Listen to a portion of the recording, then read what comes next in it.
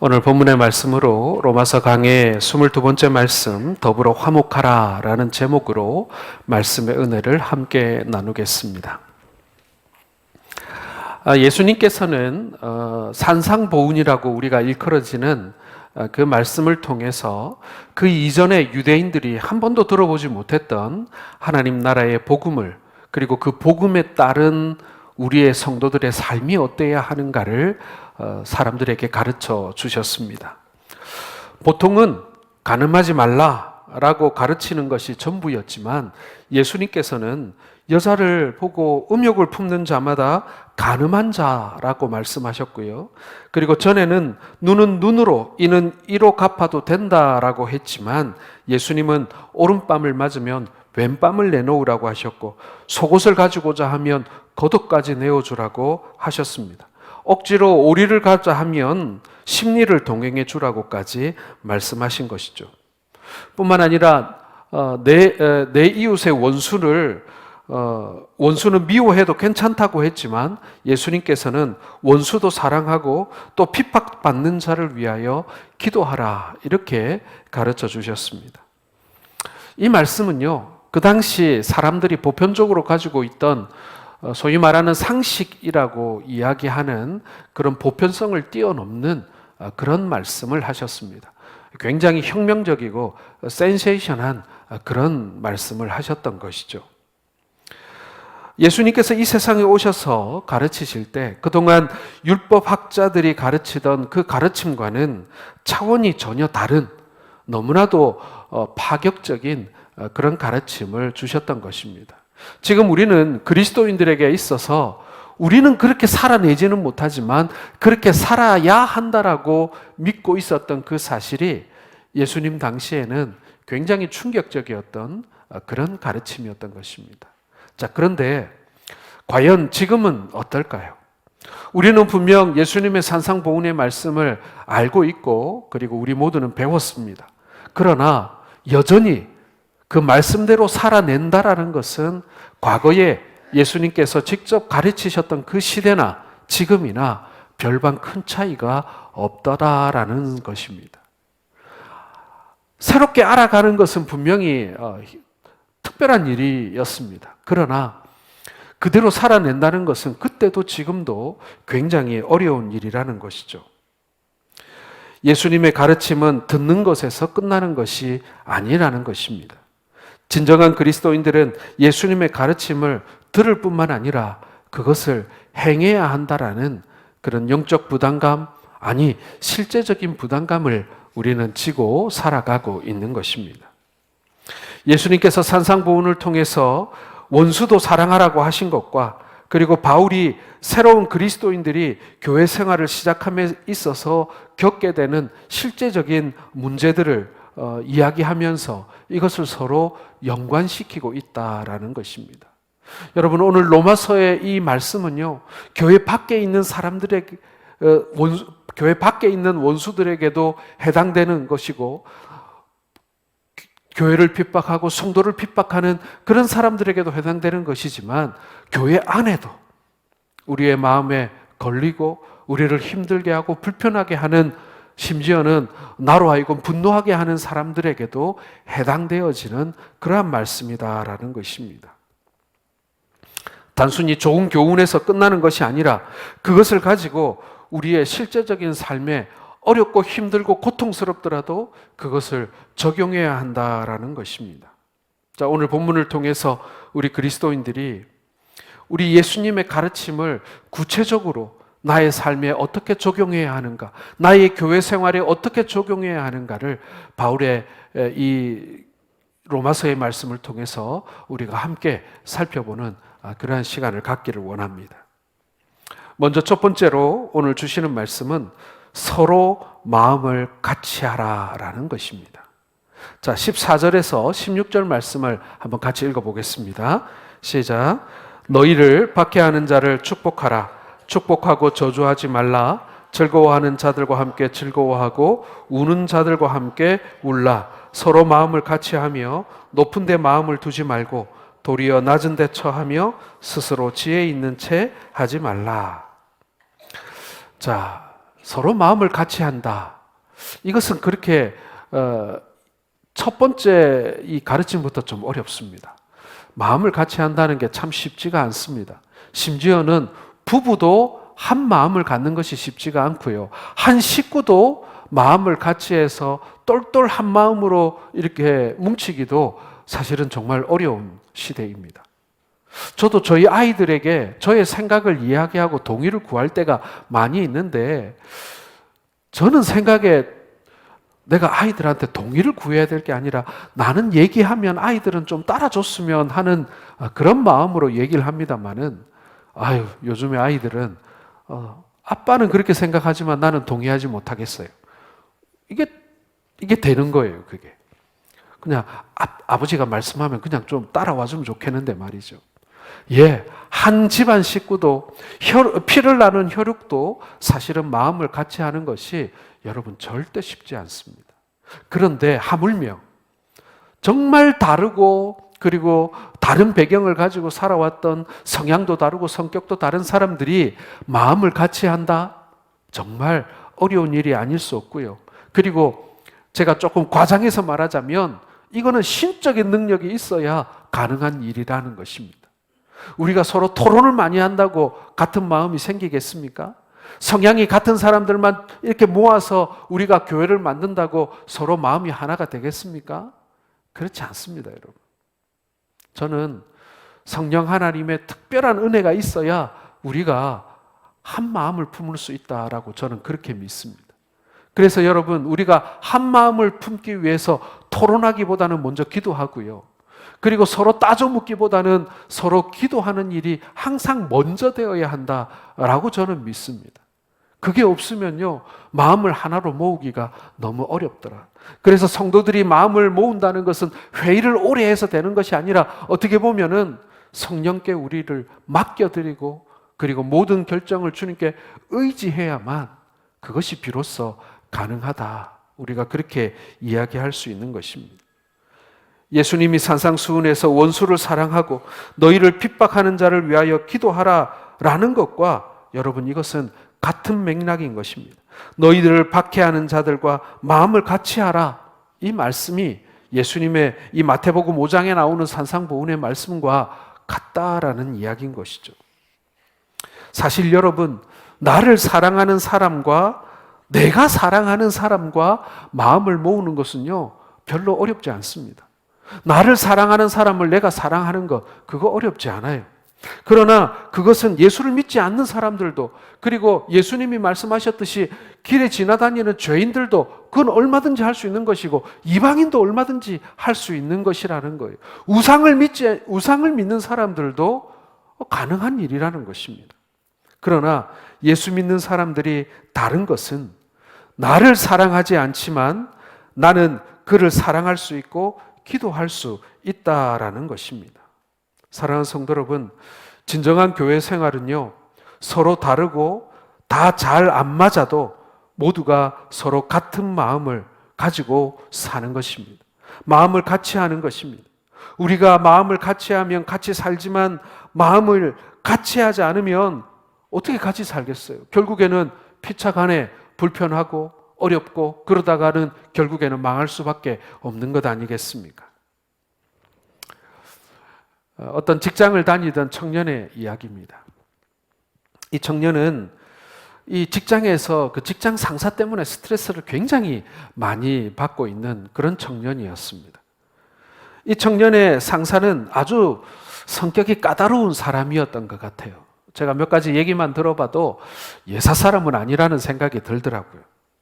그래서 조그마한 실수라도 하면 용납이 안 되는 거예요.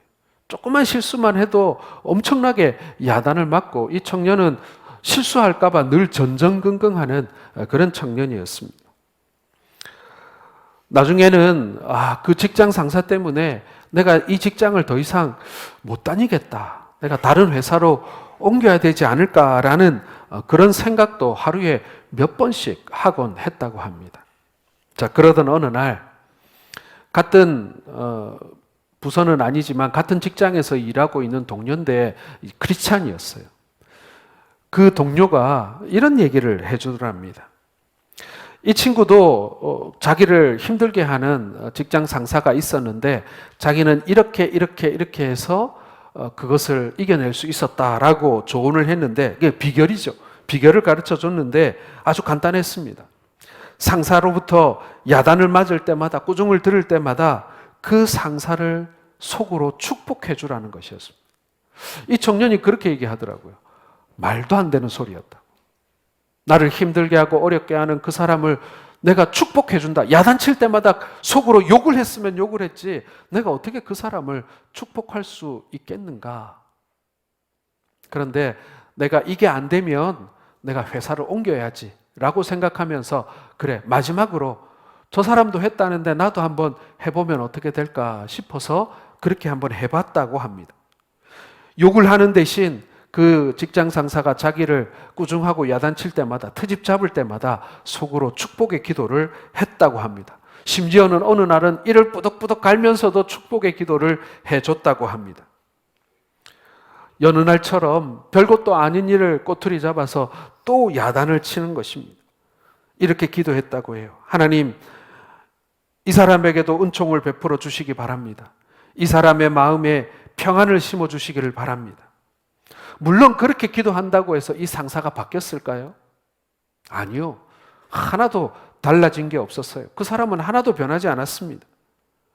그렇지만 그 직장 상사로부터 꾸중을 들을 때마다 계속해서 그 사람을 위한 축복 기도를 해 주었더니 여러분 놀라운 일은 뭐냐면요.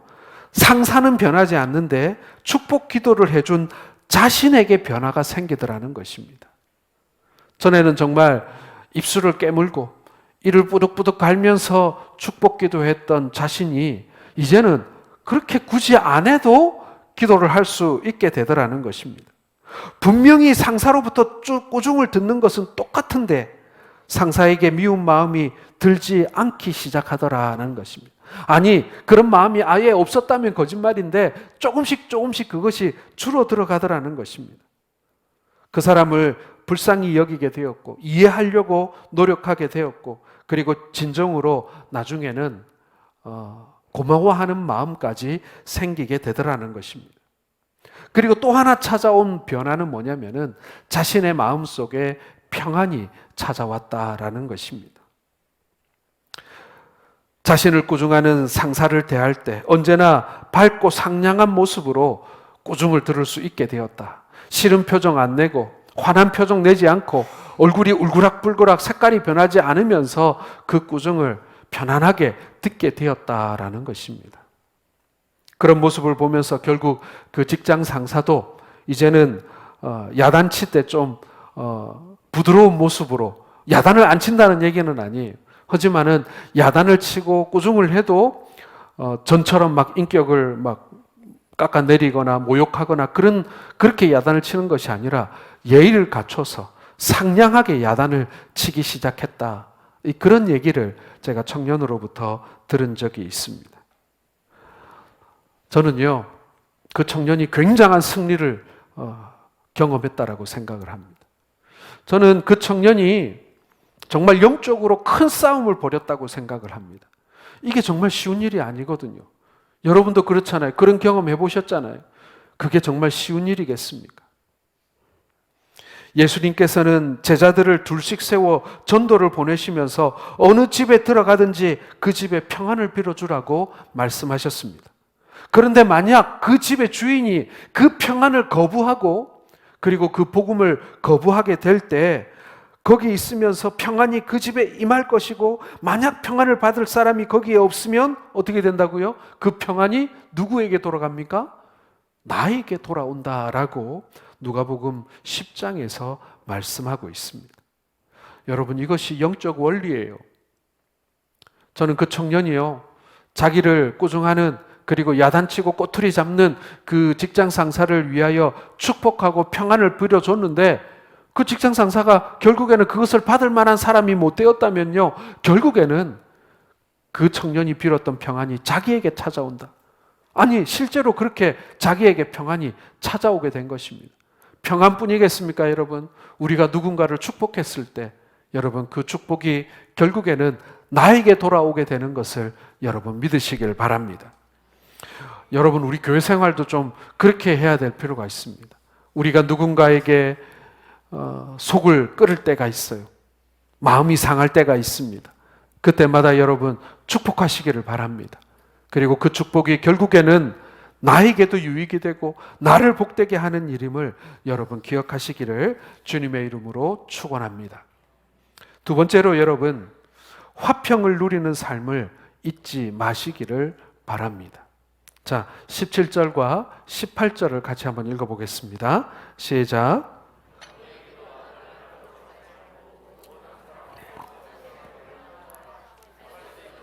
너희로서는 모든 사람과 더불어 화목하라. 여러분, 우리 그리스도인들의 교회 생활에 있어서 중요한 것이 모든 사람과 더불어 평화하는 것입니다. 이건 역시도 절대로 쉬운 일이 아닙니다. 나와 마음이 맞는 사람과는 평화할 수 있지만 나와 서로 뜻을 달리하는 사람과는 서로 배척하고 공격하고 그리고 서로를 공격할 수 있다. 서로와 다른 끝에 설 수도 있는 것이 사람의 마음이기 때문에 그렇습니다. 여기에는 여러분 우리의 원수들도 포함되어져 있습니다.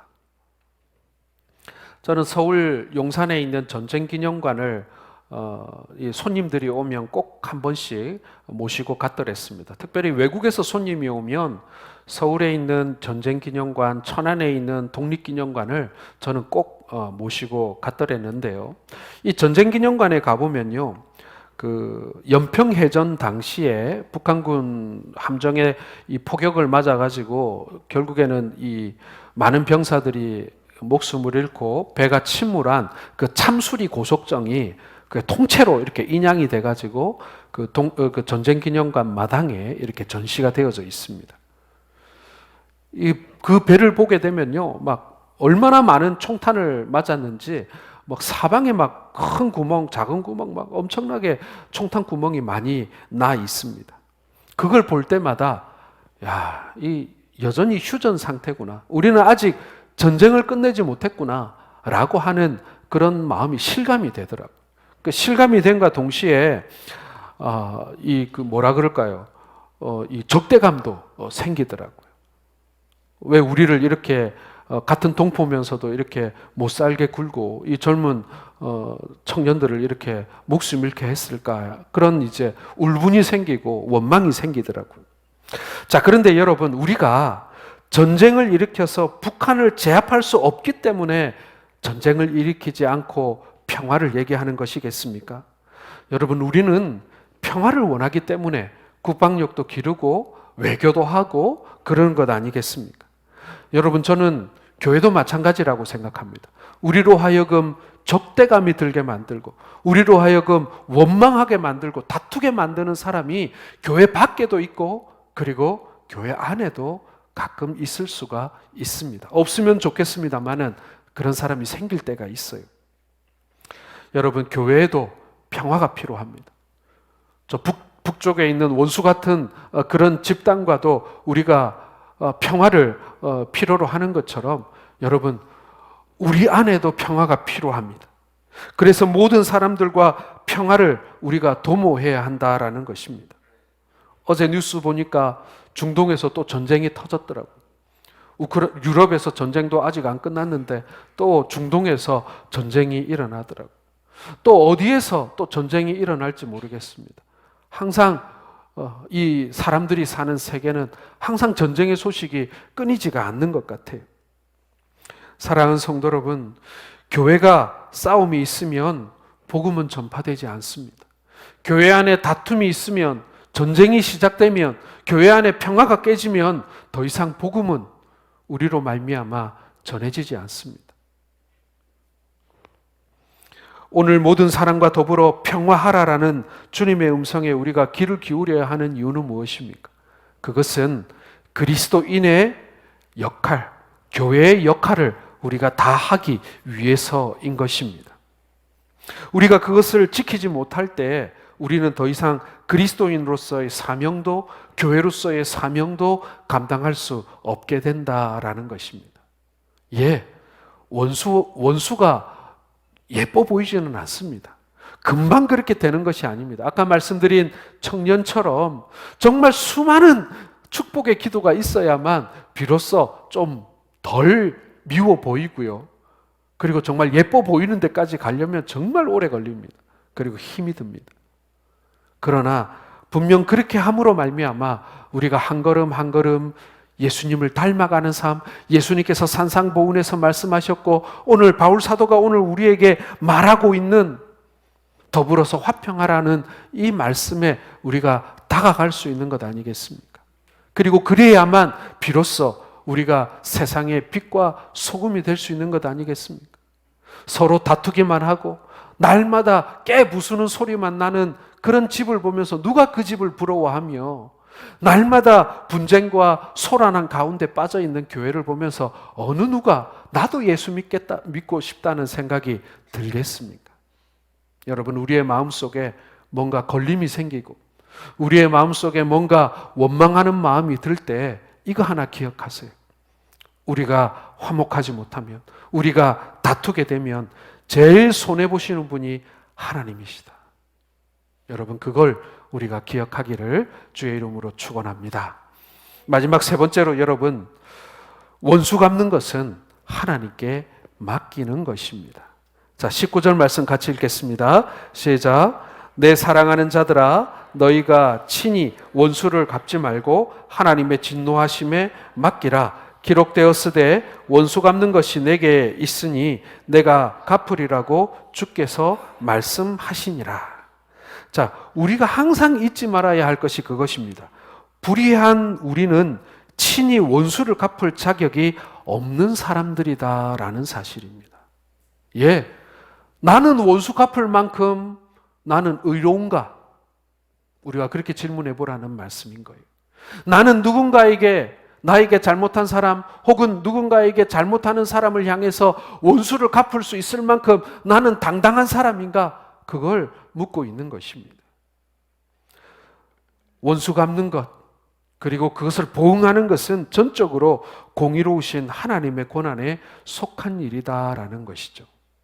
우리에게는 친히 원수를 갚을 권한이 없습니다. 의로우신 하나님께 모든 것을 맡겨야 합니다. 그러면 하나님께서 우리를 위하여 친히 갚아주실 것이기 때문에 그렇다라는 것이죠. 어느 마을에 고리대금업을 하는 전당포 노파가 있었습니다. 이 노인은 온갖 못된 방법으로 돈을 긁어 모았습니다.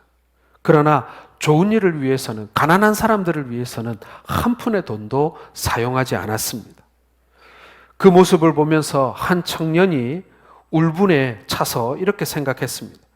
저런 쓰레기 같은 인간은 죽어야 해. 내가 그의 돈을 빼앗아서 좋은 일에 써야겠다. 이 청년은 자기를 그렇게 합리화시키면서 그 노파를 살해하게 됩니다.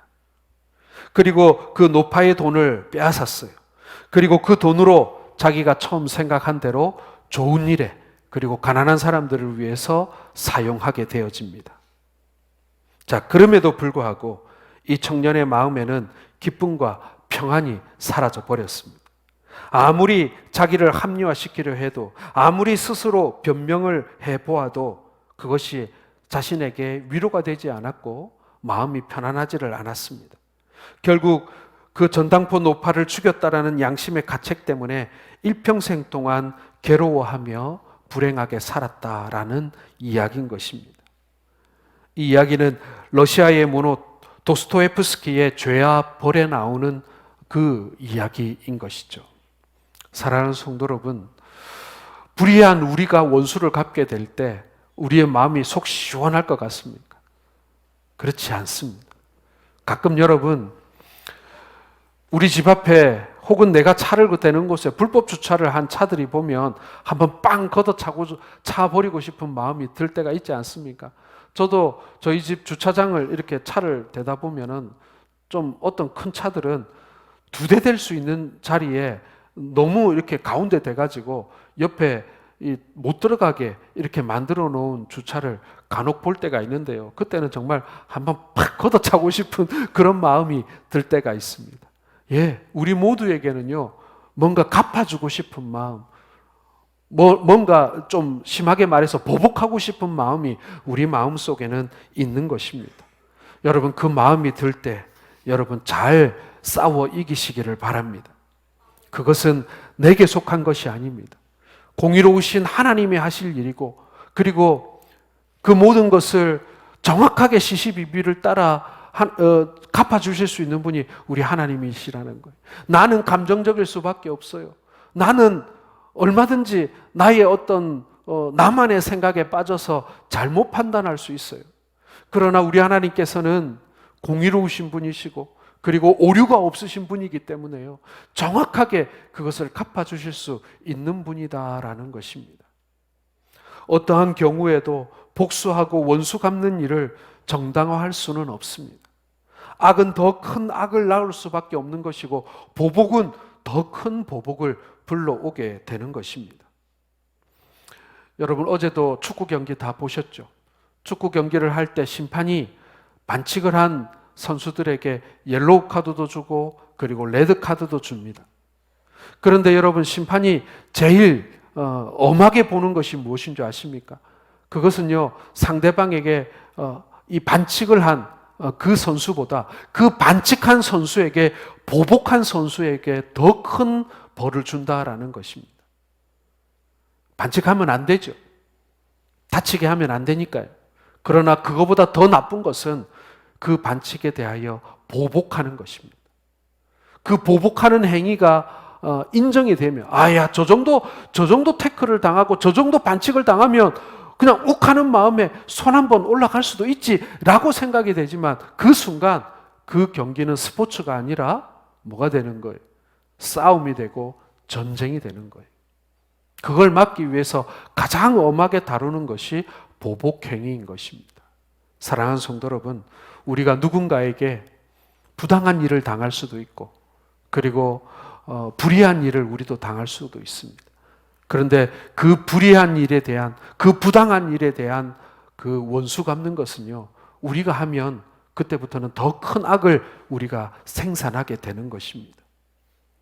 우리는 원수 갚는 대신 그를 사랑하고 축복해 주어야 합니다. 그리고 그 사랑은 원수의 머리에 숯불을 쌓아두는 결과를 낳게 된다라고 말씀하고 있습니다. 20절입니다, 여러분. 같이 읽겠습니다. 시작. 내 원수가 줄이거든 먹이고 목마르거든 마시게 하라. 그리함으로 내가 숯불을 그 머리에 쌓아 놓으리라. 예. 여러분, 문제를 해결하는 방법, 그리스도인들이 문제를 해결하는 방법이 이래야 한다라는 것입니다. 머리에 숯불을 쌓아 놓는다는 것은 어느 날 갑자기 그 숯불이 네 머리 위에 왕창 떨어져서 너 다 타 죽을 거야, 그런 의미가 아니라, 그 모든 시시비비를 가릴 것이 하나님의 손에 달려 있다. 여러분, 사람 손보다 하나님 손이 훨씬 더 무서워요. 하나님 손에 이제 달린 것이지 내 손을 떠났다, 그런 의미인 것입니다.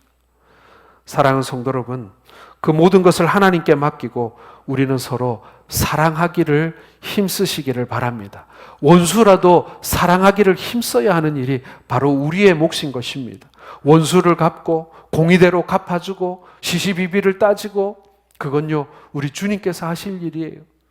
우리는 서로 아끼고 사랑하며 서로를 위해서 기도해주고 긍휼히 여기는 것, 그것이 곧 우리가 해야 할 일이라는 것입니다.